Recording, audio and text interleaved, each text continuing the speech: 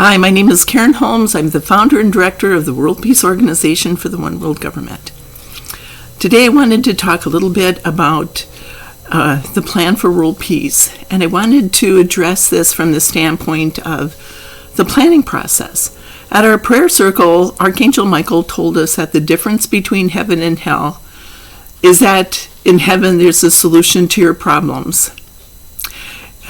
So basically it's not that God is going to come along and wave a magic wand. When you pray for world peace, when you pray for peace, God will dump the responsibility back onto your shoulders and tell you how to do it, not what to do, but how to do it. Because each of us is born with a blueprint in our heart for our relationship with our Creator has to do with fulfilling our purpose in life. And it all comes down to that. It all comes down. This was something that the independent members of our organization did before we were born. So this is not something that is impossible for us to do. We've already done it on the spiritual levels. Every plan starts out on the spiritual level like that, where it's part of people's purpose in life. Then it progresses to the mental level. That's where you come up with a plan and you work your way through it step by step, like bringing the blueprint. You have an idea for building a house and you know what it's going to look like, but then you have to sit down and you actually have to plan it out step by step, working with, let's say, an architect or a designer, something like that, bringing it down to the mental level. And then once you have that, then you can start to build it. You cannot bring in the support of the financial people, for example, unless you have a plan, you have an idea, and you're laying out every step by step. So that's where we are now. The plan for world peace is like an overview idea, but then what goes into that plan is not my responsibility. My responsibility is to give everybody the opportunity to fulfill their purpose in life. And that started out with the letter to the Supreme Court talking about our unalienable rights to be able to create the life that we want without interference, to be treated fairly and equally, and to have a voice in our government. So, like I said, world peace is very big, and it's very few people, only 2 or 3 people on the planet, recognize the full potential of the plan at this point in time. But then it breaks off and then into, let's say, the flower of life aspect, like a baby being born. Then it goes systems, and then it goes, let's say, bringing in the people, bringing in the support, bringing in the financial aspect, or like building a house.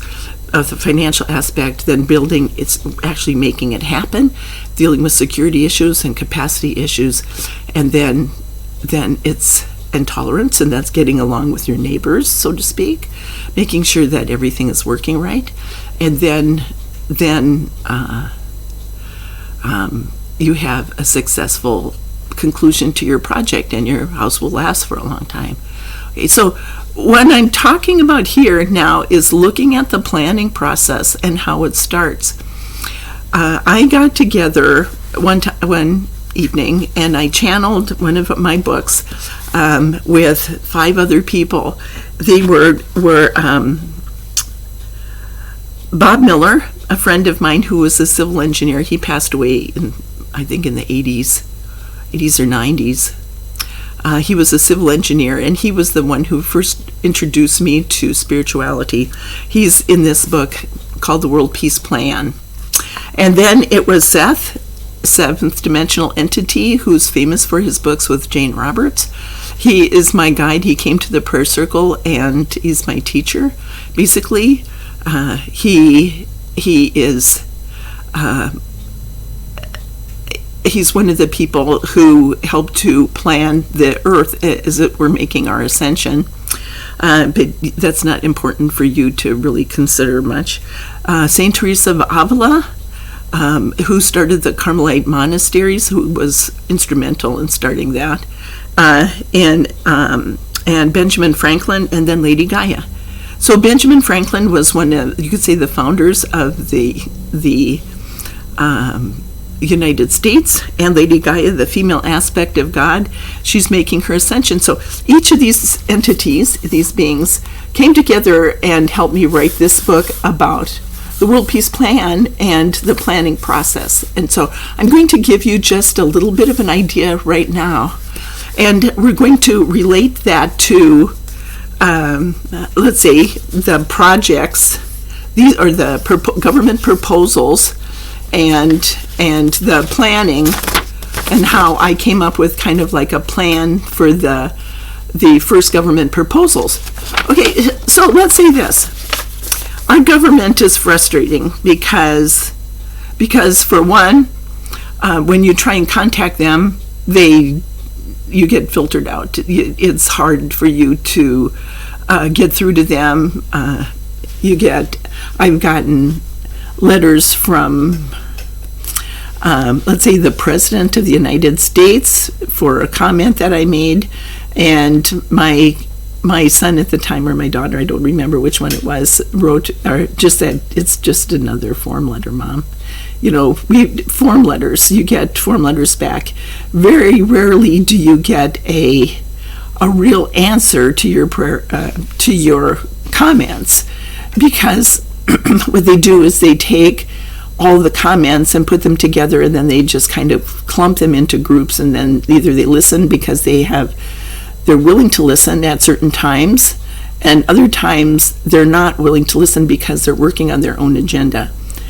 Then if it does go through, then you can make it happen, and it goes through, but it doesn't. Your plan, the crisis, let's say it just doesn't work because they listen to the corporations rather than the people.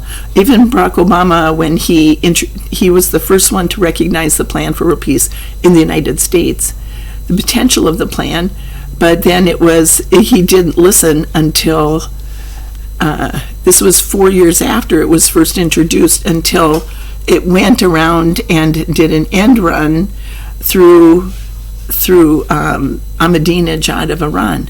When Ahmadinejad, the president of Iran, contacted him and said, I like this plan for world peace, please, let's talk about this. That's when they listened.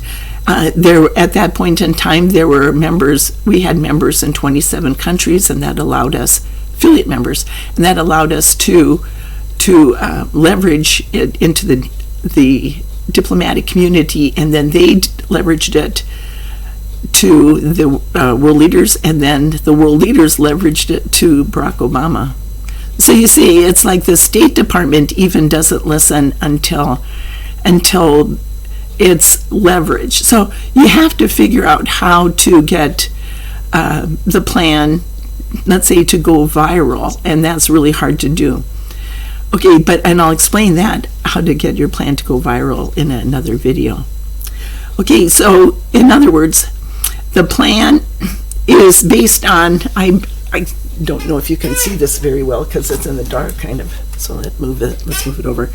Basically, every plan has to have a rationale. It has to be like a crisis that they're working on. There has to be a reason for a plan to come about, because there's no need to change anything if everything is going fine. Why change something if it's working real well? So let's say that if a government official is elected into office and his or her plan is based on some personal issue, it's not going to get the attention that it needs in Congress. Even elected officials can't get anybody to go along with the plan. Then your plan has to be based on the root cause of the problem. If you know the root cause of a problem with a planning process, you can solve the crisis. So that is basically what's going on here. Is you have to understand what the root cause is, and I have root cause cards that explain how to solve problems on 20 problems that we're facing right now, including how to overcome cancer. And imagine if you can overcome cancer, that would make Medicare and like the Affordable Care Act much more palatable to the people who are having to finance that. Okay, if everything is a very expensive procedure in the medical community, if every trip costs a lot of money, then the government is going to, I hate to say this, balance out the value that one person's life is going to have as opposed to the cost to everybody else. People get angry because they're footing the bill. Their taxes from their pockets are going to pay for somebody that they don't even want in the country, for example, and this is one of the issues. So the plan has to address the root cause of the problem. Our plan for world peace is based on, the rationale is that things are getting very bad out there. The government isn't solving the problems. The government has like a 25% approval rating on its best day. It just doesn't seem to be solving all the problems. People have been praying for peace, and they don't sit down and talk about it. It's the wars. Donald Trump dragged us nearly to the brink of a nuclear war. There's the forever wars going on in Afghanistan, and Iraq is still a crisis. There was a recent rocket attack where one of our service members was injured, and a civilian contractor was killed. Why are there rocket attacks after so far, and why are we still there in Iraq when we had agreed to pull out a long time ago? Donald Trump decided to stay in there. So what are all these things that we don't know about happening, and why aren't we getting any answers to those questions? Okay, then so your plan has to be based on the root cause of the problem, and otherwise it'll make the situation worse. When 9/11 happened and the World Trade Center came down, George Bush invaded Iraq. His solution was to invade Iraq, but it was Osama bin Laden who actually did it, and he actually was connected to Saudi Arabia and Afghanistan. So going after that, Iraq really was not going to address the root cause of the problem. Saddam Hussein was basically attempting to comply with all of the sanctions and the requirements that the UN had put on them, and basically there were no weapons of mass destruction, and basically that was an illegal war. It was Osama bin Laden. So that plan didn't address the root cause of the problem, so it made the problem worse. We got into basically a quagmire. It defaulted because it was based on the power games that governments play, the 5 power games that governments play, you can't bring peace by waging war. It doesn't work that way. So the question is, how do you bring world peace? And that is, you have to address the power games that governments are playing, how they work, why they don't work, where does true power come from, and that is basically what is going to be addressed in the government proposals and the books like this that are associated with each of the government proposals, because it explains the root cause of the problem, and then it also is based on the idea of the plan is based on addressing the root cause of the problem. The exit strategy for Iraq, like I said, the Iraq War devolved as a genocide. So what we have to do is, this is basically a protocol for ending genocides, for how to do that, because there is no protocol for ending genocides. In a genocide, the world leaders now just stand back and watch people being murdered because the UN doesn't have a mandate for stopping genocides. They don't even have a definition or understand what a genocide is and how it works and how it devolves. So they can't even recognize it when it's happening. And then they're more likely to point fingers at people rather than to address the fact that 3 fingers are pointing back at them. So this is what has to happen, is people have to start recognizing the power games that governments are playing, how they work, why they don't work. And the first one is revenge, how that works, and how you cannot get your life. So we're going to, let's say each of the government proposals is going to take this idea. Most people will be going along with this, but then it's going to spiral down and look at this idea on a basis, just like this is how obfuscation works, for example. But we can also use the same technique for unraveling obfuscation.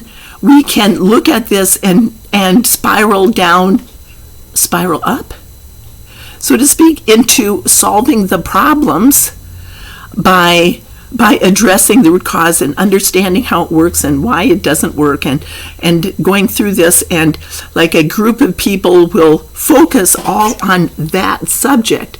And this is the Iraq. By the time people spiral down, let's say this is spiraling down, by the time they get here, then they are advocates for this solution. If you look at, let's say, a court case, for example, that makes it to the Supreme Court, isn't that kind of what happens? And then it sets a precedent. If you take Brown versus the Board of Education, or any of the other ones, Roe v. Wade, isn't that but it's not necessarily based on the root cause of the problem. And so law review can actually go back and purify those laws that are basically contentious, okay, pulling people apart. Okay, so now we're looking at the plan based on the root cause of the problem. Every plan also has to have a contingency, and the reason for that is, let's say that an average person like me, I'm very average, has an idea. I have a solution to the problem. It has to go through, like I said, through the planning process. It has to address the root cause of the problem. And then what happens, as it goes through and addresses those ideas, it goes through an idea where it has to go through a contingency process. It's like I see a dark cloud on the horizon, and this is where you will be too. Everybody has a solution, and everybody has a problem that needs a solution. Okay, so the idea is for the two people to come together. Barack Obama was looking for a solution, and I had it, and that allows both of us to come together and for the plan to go viral. Okay, that's what happened in 2011 when Ahmadinejad contacted Barack Obama. He said, I would like to talk about this. I have a plan. I know about the plan for world peace, and I like it. And that opened a dialogue. So at that point in time, it became something where the two sides started to come together. Unfortunately, whenever you start out with a plan, there's also people who resist the plan. And in the last several years, including Donald Trump, people have been doing everything they can to resist the plan, including dragging us nearly to the brink of nuclear war. Okay, because their security and support is based on this idea. Okay, so the contingency is, as I see the crisis and I come up with a plan because I'm a psychic and God told me how to solve these problems, and I channeled all the newsletters and all the government proposals and everything. I prayed for peace at our prayer circle, and we got the plan for world peace.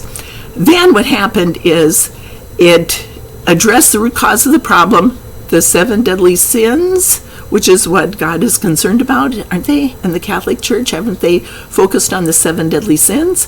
What causes people to die? In heaven, nobody dies.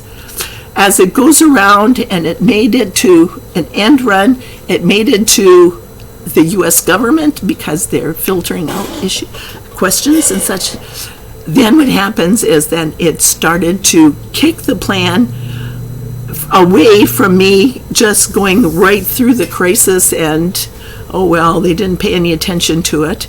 And then, as it was going around, they were looking for a plan. Whose plan? So, my plan wasn't originally accepted. So let's say, whose plan is it going to be? We have a problem. This is one plan, and other people are saying, I have a better plan. I have a plan too. So let's look at all these plans. We have all these plans, and then which plan, they have to start to think, okay, which plan is this going to be? Which plan is the one that we want? Do we want Donald Trump's version of world peace? He says he has a world peace plan, but what exactly does that mean? Does it address the root cause of the problem? Then the next one is whose plan, and which plan is standing on is already in existence. Okay, which one is already solving the problems? And that's why if you have a solution, you need to start working on it now. You need to work on it understand it's on the spiritual level, makes it possible. On the mental level makes it possible or probable, and then on the physical level makes it likely. So when that happens, when let's say the people who are looking for solutions, like Barack Obama was looking for solutions, then what happens is that it reaches the point where which plan is already in existence and which plan, for it to be accepted, it all has to already be in existence. If Donald Trump is saying, okay, I have a plan, sees my plan, says I'm going to come up with a better plan.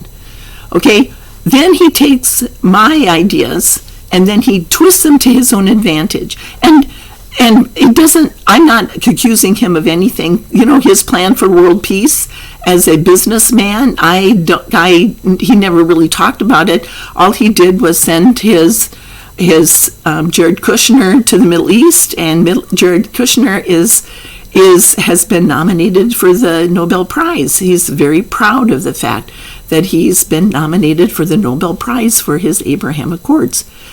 But did he take into consideration all the principles? The plan has to stand on principles. Did he take into consideration that the Palestinians needed to have a voice in it too? Is he just going to offer a solution without it being something that people really want? I'm going to bring prosperity to the Middle East. But was it building Trump hotels and then hiring people to work there? Or was it, what was that all about? See, he never told anybody how he solved the problem with Kim Jong-un, and he never told anybody about what the Abraham Accords are. He doesn't really say anything. So Jared Kushner, we don't really know what that is, because I have a feeling that if we knew what it was, it wouldn't be standing on the root cause of the problem. Moving the embassy, U.S. embassy from Tel Aviv to Jerusalem was something that he wanted. It wasn't necessarily what anybody else wanted. The Israelis have a plan, but what about the Palestinians? It used to be called before the UN got involved with this issue and turned it into Israel. It used to be called Palestine.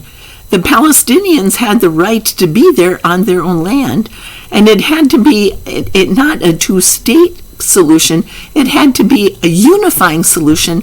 And what is that? And we'll talk about how the fourth element solves problems that in the future. So it doesn't necessarily stand on the root cause of the problem, so it's making the problem worse. If you take all the Palestinians, what voice did they have in their government, and are they upset about this, and what is going on? Did he bring peace actually, or did he set the stage for a plot to undermine the plan? Is it going to lead to another war? What can solve this problem? Does my plan have to go in and address the problem of Israel? None of these original issues, these nations, is Israel. Not one is Israel. The first year's problems were all based on a sense of judgment, and basically, these are the crises that were basically, all these nations got into crisis because of a sense of judgment. The United States, Iraq, Saudi Arabia, Kuwait, the Democratic Republic of Congo, North and South Korea, Cyprus, and Lebanon. Now, this brochure that I have is old. And since then I've moved North Korea to the last one. So, because as I've been going through things, I've been finding I've made mistakes and I had to correct them. So this brochure is actually obsolete now, and I'm correcting that on the website. Okay, so there has to be this contingency, and that is, it has to be something where it's accepted, but it's also a matter of being in existence. So I recommend this is maybe the prime reason I did this, is it has to be in existence already for people to accept your plan. My organization is very small at this point. It's basically a plan that's in the potential state. But I'm competing with Donald Trump. I'm competing with the United Nations, because my plan is in existence, and I've got affiliate members in 87 countries who like the plan. It's actually, by a cultural review issue, we've got people in 87 countries who like the plan. That allowed us to leverage it forward, but it also allows us to compete with United Nations and Donald Trump and other people, the U.S. State Department, because their issues are their plans and policies are based on what's in the interests of the United States, and the interests of the United States are not necessarily in anyone's best interest. Because, let's say, in Afghanistan, if the reason the United States stayed in Afghanistan is because they were planning on pulling out, if they had stayed there, they stayed because $1 trillion worth of minerals had been found, and our troops are in Afghanistan still because of those minerals. If what was Donald Trump's plan, based on his Afghanistan plan, was it because of his interest in protecting those minerals? But what was his plan? He didn't tell anybody what his proposal was for Afghanistan. Was he functioning as a businessman, or was he functioning as the President of the United States, who was representing all the people? And why was he trying so hard to stay in office that he would start an insurgency? Okay, so now what we have, does that address the root cause of the plan? As the head of the nonprofit organization, the principal of the organization, do I have to concern myself with in friendly competition? Whatever plan is going to be the best plan for everyone, that is in everyone's best interest, and I leave nobody out on that. It has to even be in Donald Trump's best interest, and convincing him that my plan is in his best interest, when if he is looking at those $1 trillion worth of mineral rights that are there, rare earth minerals and such, it's hard to do that. So, but that is something that's part of the plan. So that has to do with contingency. They have to accept my plan, And then my plan has to be something that is solving the problems and people are willing to work together, and then it has to be something where I can stand up and speak about it. Because what happens if somebody has stolen my plan and taken it for their own? I've done a lot of work on this. If somebody steals the plan, can they stand up and speak from their own area of expertise, their own capacity? Can I stand up, or can an imposter stand up and solve and address the same things? If Donald Trump says this was my plan and she stole it, is this something where he is going to be able to answer the questions? Did he stand on the principles of this? Does every part stand on the principles? And at that point in time, it'll be accepted. So this is the same thing that has to happen for when you come up with a plan. You know, they talk about people, let's say starting a small business on Amazon. You know, you're on Social Security like I am. You know, my main source of income right now is Social Security. I have books, but I haven't been able to do this. I haven't been able to publish my books. I have to bring in the professional publishing team. And it's like everything I have to do is to unravel the resistance of the people who are fighting and resisting the plan. But once I reach the point where I'm demonstrating my capacity, then the people who are resisting will become part of the support level. I have to demonstrate my capacity with the books. If someone has stolen my books and let's say the copyrights, is resisting the plan, created let's say a house of cards against me, then what happens is I have to go around the planning process and then address that aspect of it. And that's where we start right now with this one, the professional publishing team. My project starts with the professional publishing team. The next person to come in is the crisis center, coming up with crisis centers. And then what happens is, the reason is because it just keeps getting bigger and bigger and bigger. So let's say that as we're spiraling down, we're also flattening everything out, and we're cutting loose people who are trapped, and they're coming up. And in a way, in the Bible, it talks about the high road or the low road. You know, you're on a path and you have a choice. Are you going to go up and over, or you go down into the problems? Well, make flat the ways of the Lord. You know, that's kind of what we're doing.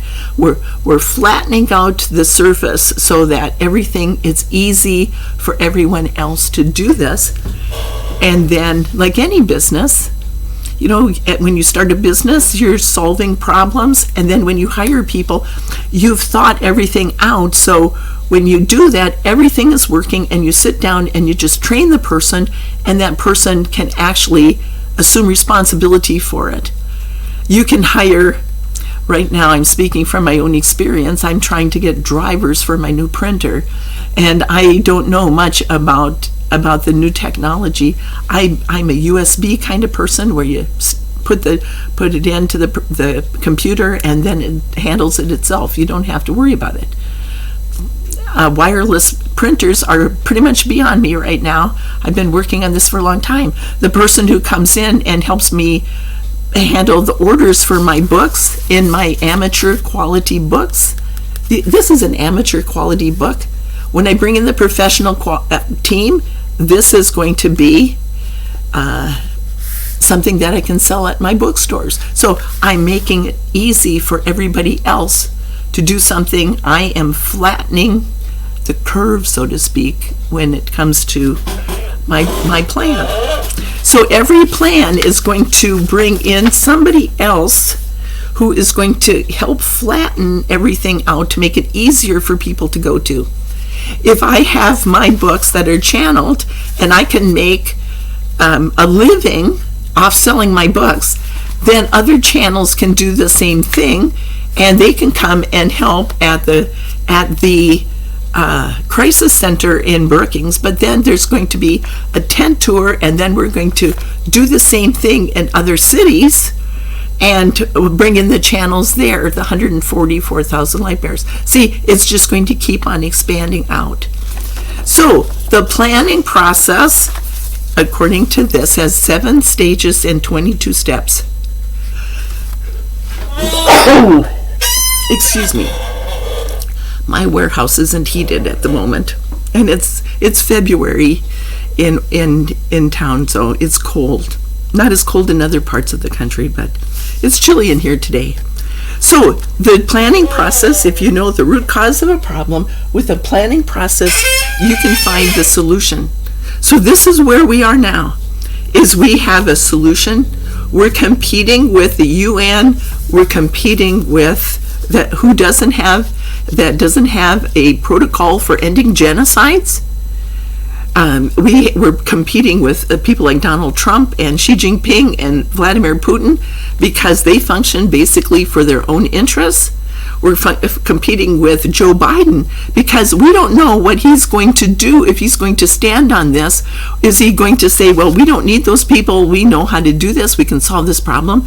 But he's not going to address the 7 deadly sins and the issues on how to bring in the people. He can't unify the country. So we really do have a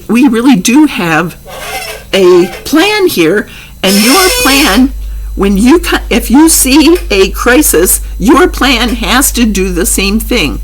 By the time I get to the point where I am flattening everything out, it'll be easier for you to do the same thing. You'll understand all the steps and stages of how to create a plan and be part of the plan for world peace.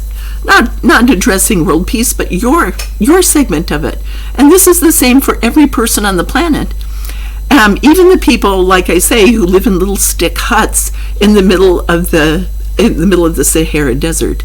You know, the people who basically, you think, how is these people going to compete? They don't have to compete because they already have a purpose in life also, and basically they know what it is. It's a blueprint in their heart too. They'll be able to function too. So that's all I wanted to talk about today. I ask that you like, share, and subscribe, especially if somebody has like a solution. You have to find, like I did with Barack Obama, you have to have a solution. No power. You have no power whatsoever.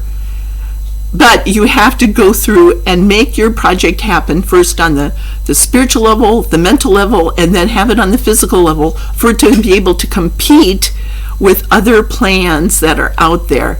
It has to address the root cause of the problem. You know what the crisis is. You have a solution because you recognize that solution.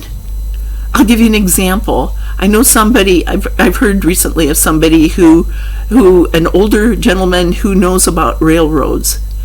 Okay, so what about me with my books and railroads? If I'm going to have stores, brick and mortar stores all over the country, I can sell off the internet, but I'm going to have stores all over too, so people can go in and ask questions and have everything there and have the channels there and have a crisis center if they have specific issues. And then, you see, if I'm going to send my books out, what is the best way to do it economically and in the carbon footprint and for the environment and all so the plan is already there. How about railroads? How to send my books through railroads, if that's the economic aspect of it. See what I mean? It's already there. I can support the railroads. I read someplace that you can, to move 10 tons of merchandise 100 miles, it only uses 1 gallon of fuel, 1 gallon of hydrocarbon fuel. That makes more sense than electric vehicles for moving things. So if we can come up with a let's say the train system and the bullet trains, and make that more affordable and more economical. We don't necessarily have to have the 5G network that's being established with the cars, the electric cars and things like that. We might all be finding out that local transportation and the rail system is a better way to go. The root cause of the problem and what's causing the problem. Okay, and I have a feeling that we have a plan that's going to address that too. Yeah, we have a proposal where we turn oil into a chemical formula that turns oil into fine fabrics. Okay, so there. So I ask you to like, share, and subscribe, and share this. Debate this with your family and friends. If you think this is so far off base, then come up with a better plan, and we'll all listen to that, because I don't mind competing with you. I don't mind. If your plan is better, I'm all for it. Okay. Or you can compete with me. Okay, so that's all for today. Thank you.